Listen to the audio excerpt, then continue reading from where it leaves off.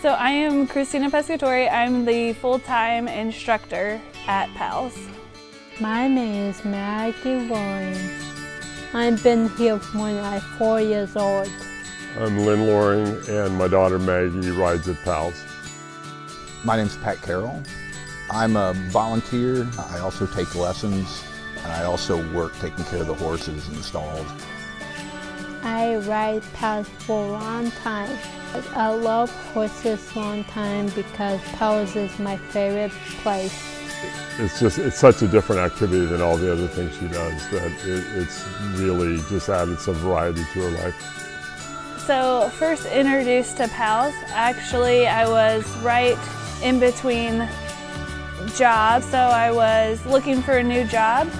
I've been doing therapeutic riding for about 14 years, so I was looking for a new job that was closer to my family, and PALS popped up, so I came and enjoyed everything that they were doing, so I decided to come along on the journey. It's one of the best places I've ever been to volunteer. What defines PALS is helping people with disability and veterans find a normalized activity where they have a chance to fit in an activity where normally out in other activities that they don't get a place to feel normal.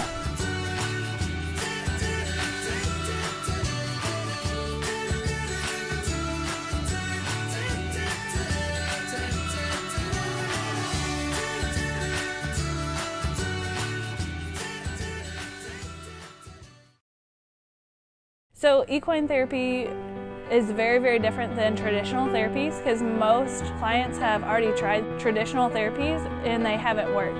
Most of the time when clients are in speech therapy, occupational therapy, or physical therapy, they're getting pushed and they know that they're working and trying to get towards a goal. In equine therapy, they are still working towards goals, but they're also having fun, they're interacting with the horses. Most of the time the clients have no idea that I'm working on fine and gross motor skills, working on communication, working on balance and core. We have some riders that hunch over on the horses and they're working on sitting up straight and tall to gain that core strength and that balance.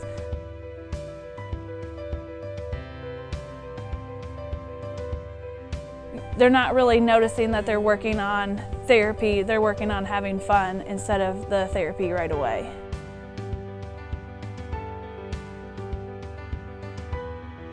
Well, what drives the volunteers, and this is sometimes volunteers come up, they want to come out, they don't have horses of their own, so they want to come out and have the horse experience. Some of those volunteers just do cleaning the stalls. Other times they'll start in lessons and they love seeing the clients smile and laugh and giggle with them. It's very heartfelt. They feel a great feeling in their heart, so then they start coming back more and more because they love and enjoy the clients. Once they start working with a client that they really enjoy, they want to come back to specifically help that client.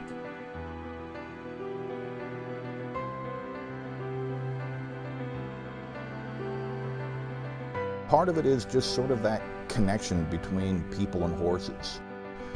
They seem to kind of be able to sense kind of what's going on with each individual rider and kind of have that sort of understanding. That gives a sense of, in a lot of ways, a sense of calm for some of the riders. I think it helps with their confidence. And then there's also just kind of the physical aspect of it, of building up strength as they ride in kind of their hands or arms or in their back. I think there's a lot of benefits. It's obviously dependent on the rider. Some riders, have more work to kind of do.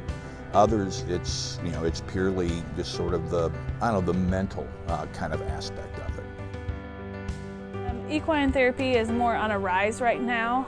There's a lot more research backing it right now that's starting to come out. So in general, equine therapy is on a rise, but it's constant getting out to the community, tell the community what we're doing.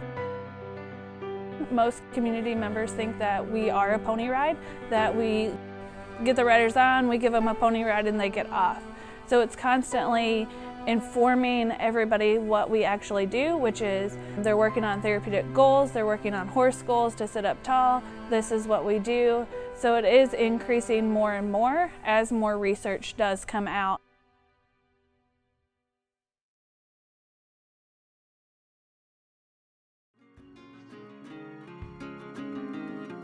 They're very understanding. They obviously understand horses and also riding. I guess match a person's skills and kind of their needs to not only the horse but to the lessons. And that's a big part of what PALS does, is being able to kind of understand their riders, whether they're vets or other folks, to be able to match kind of where that person is with a horse and then match the lessons to what that person needs.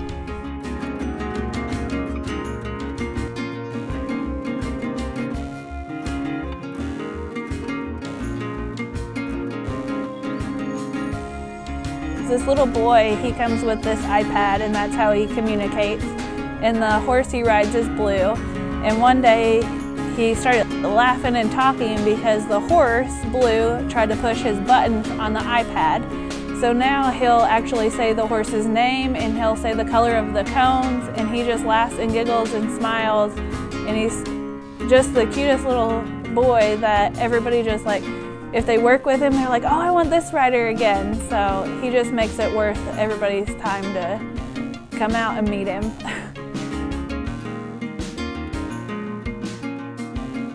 It's really, really a great organization, and I think they do a lot of great things, and it's very nice that they're in Bloomington.